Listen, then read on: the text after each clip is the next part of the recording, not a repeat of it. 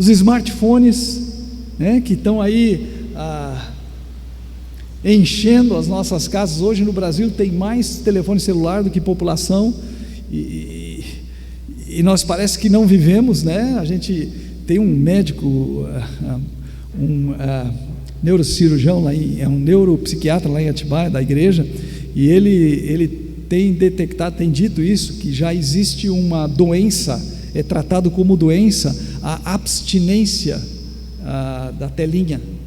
A pessoa não consegue mais viver sem a telinha, sem o contato com a telinha, porque ela começa a ter os calafrios e aquelas, é como alguém que é viciado em drogas, e começa e é liberto disso, né, e sai, e é internado, e aí tem aquele período de 21 dias de desintoxicação. Isso já é uma doença, porque as pessoas estão, e os adolescentes especialmente, estão viciados. E não vamos botar a culpa nos adolescentes, não.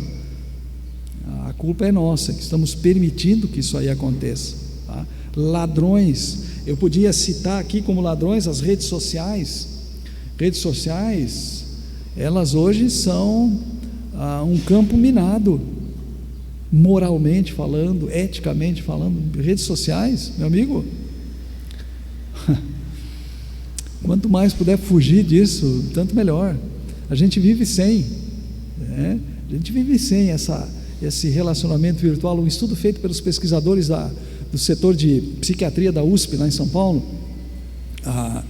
procurou determinar as causas, porque o aumento impressionante de transtornos de depressão, de ansiedade, crises de ansiedade e até mesmo de suicídio entre adolescentes. E eles pegaram o pessoal numa faixa de idade, eu não lembro exatamente, mas algo assim como dos 10 aos 25 anos, algo assim.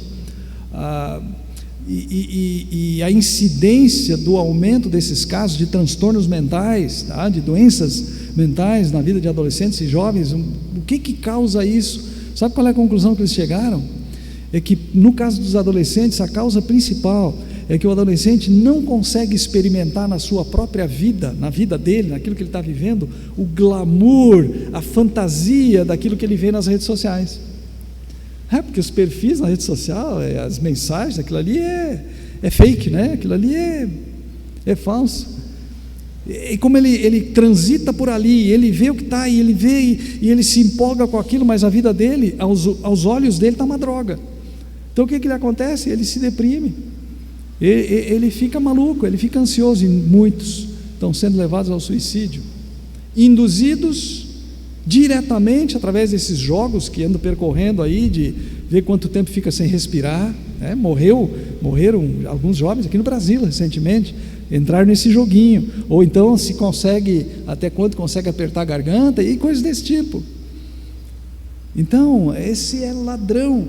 A presença dos pais é importante, uma presença que seja realmente os influenciadores, os influencers aí desse mundo, celebridades. E aí o adolescente, o jovem, ele entra em contato com aquilo, eu quero uma vida assim, mas ele não alcança isso. Não, os pais têm que se fazer presentes. Isso me leva a fazer uma pergunta muito séria para você que é pai, que é mãe. A quem ou com o que você tem usado o seu tempo? Quem é que tem realmente contado com a sua presença? A sua carreira profissional? Não, é importante, carreira profissional é algo realmente importante, mas lembra, o que é mais importante, corpo ou alma? A sua vida, a vida do seu filho, é as coisas que você dá para ele, ou é você se dando para ele?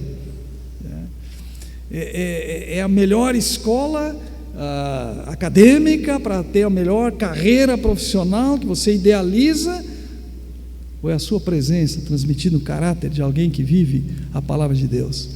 É essa decisão que nos envolve quando a gente fala a respeito disso. E como eu estou falando aqui de ter cuidado com os ladrões de influência, os ladrões de presença, eu devo dizer que para você combater ladrões, você precisa de decisões drásticas.